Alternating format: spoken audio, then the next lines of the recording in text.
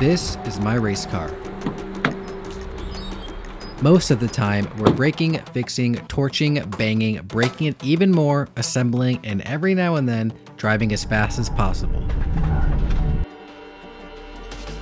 But I wanted to know how much faster I could make my car by replacing all of the worn, rusty OEM suspension all at once. Or does it even make it faster at all? And today is the day we finally get to find out. Life is cinematic, ominous classic.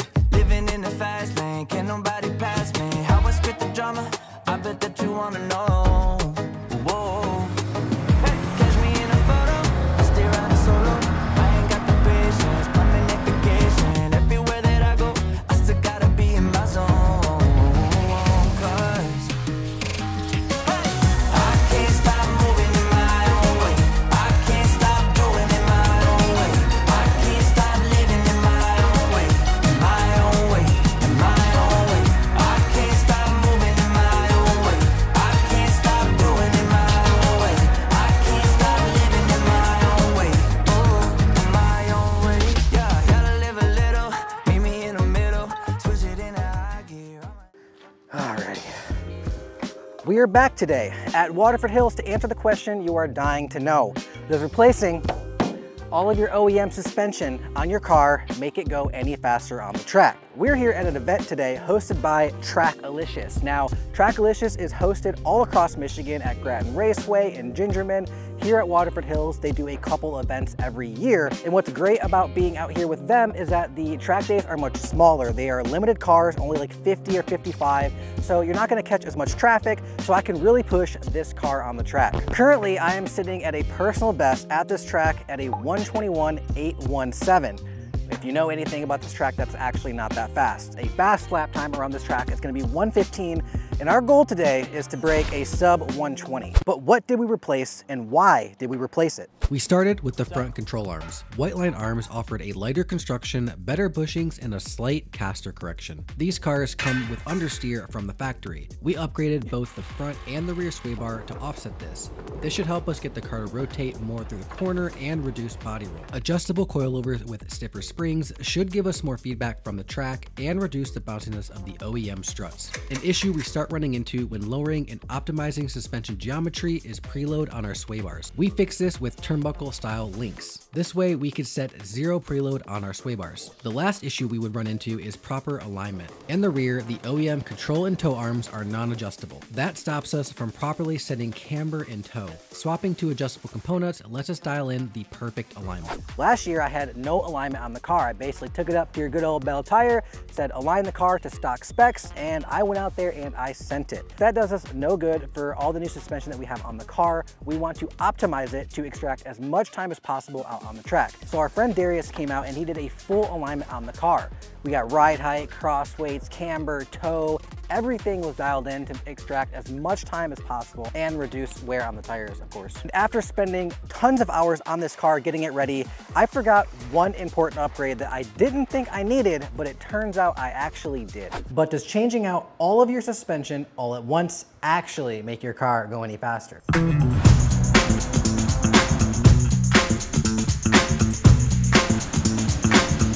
Session 1 began with a 65-degree morning. It was perfect conditions, sunny, no overcast, and the track was not damp. Now, I've always driven this track for some reason in the morning when it's damp out and I have no grip, but this time it was perfectly dry. Now, I didn't expect much for the first session. I wasn't gonna go out there and put down the fastest lap with all new suspension on the car. My first session, I'm basically going out there with the mindset of, I need to feel this car out, I need to know how it's gonna react and see how predictable I can make it. And of course, it didn't take very long to almost spin out.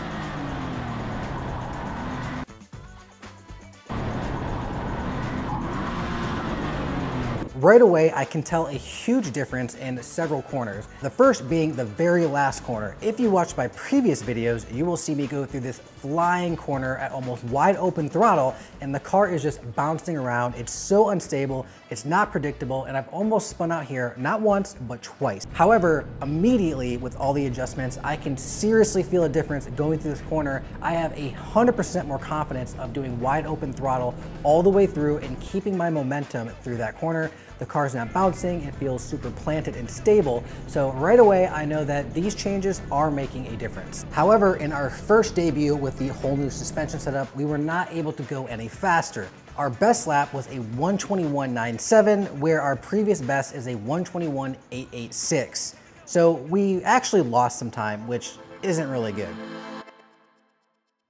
I didn't time the second session, and that's because I ended up taking out someone out on the track as a ride along. Now, this was their first track day ever. They had brought their Miata. They hadn't been out on the track before, so they didn't really know what to expect. So they hopped in my car. I was able to give them an idea of the different apexes, your turning points, your braking zones, and just kind of get a sense of the track overall, because they had no idea what to expect. It was their first time out. So always nice to kind of help the community and help other drivers get comfortable and give them a sense of what it's like to be out on the track.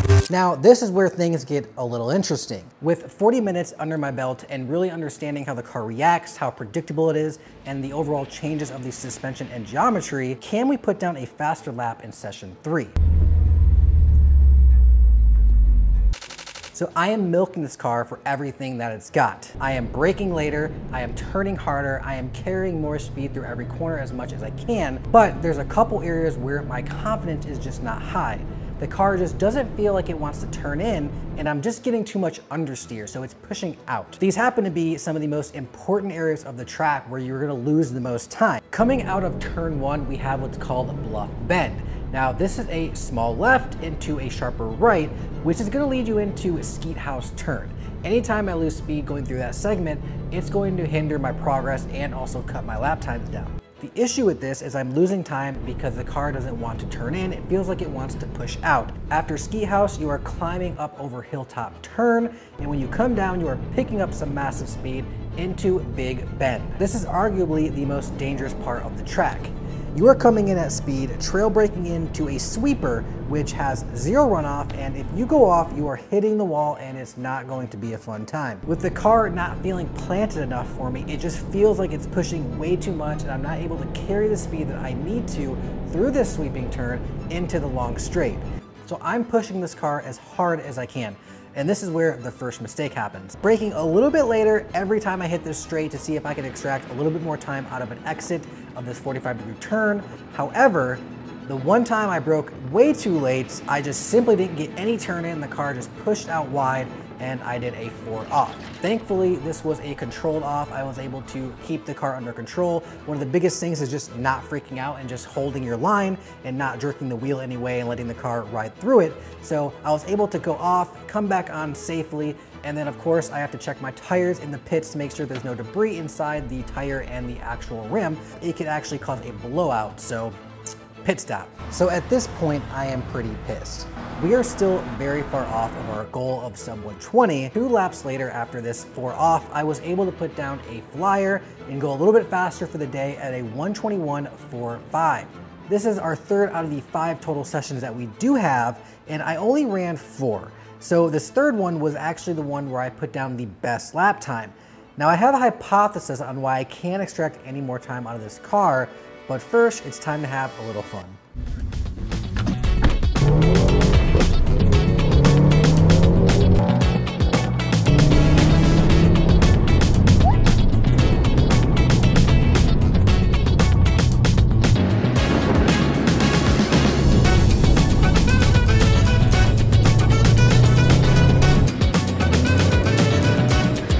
Harness is necessary. I never knew how serious it was, you know? Thanks, dude. You got it, man.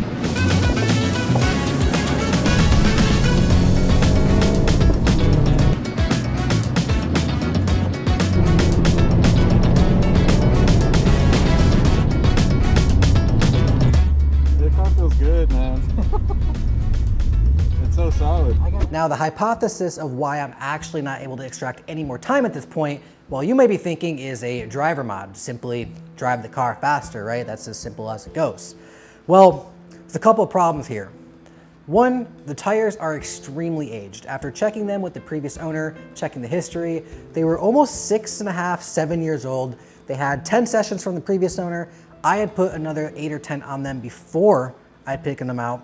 I had also stored these track high performance tires in the winter outside all season long, so in freezing temps. But are the tires the actual reason why I'm losing time?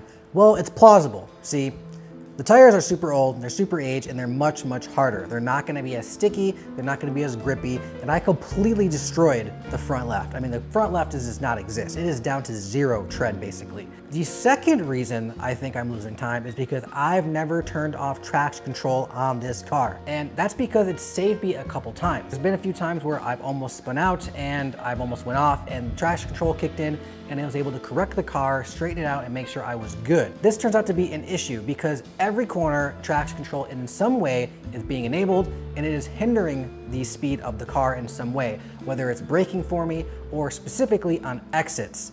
When I'm exiting a corner and traction control is on, I'm wide open throttle and I have no reaction of the car. There is no power going to the wheels. It is enabled, it is in lit mode basically, until it turns off, and that's when I gain the power back so I can exit a corner. So the next logical step for the car, 1, fresh rubber. It's gonna connect the ground to the car to the ground, and it is single-handedly the most important thing that you can change on the car that's going to change how the car will react and how it will drive. And 2, I need to turn traction control off. And it turns out that I went to grid life with this car, and turning traction control off was the best thing I could have done. I think he should have started with no traction control. The WRX has a very sensitive system that's basically going to be interfering too much from the beginning.